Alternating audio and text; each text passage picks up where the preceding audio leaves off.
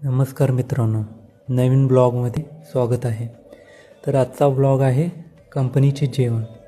तर चव बदलण्यासाठी मी कंपनी कॅन्टीनमध्ये जेवतो. पण तुम्हाला प्रश्न पडला असेल की शाकाहारी जेवण मिळतं का?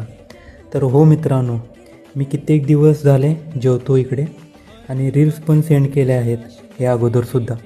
तुम्ही पाहिला असेलच, तुम्ही फॉलो केले असेल तर. सांगायचे म्हणजे खूपच हेल्दी फूड आहे.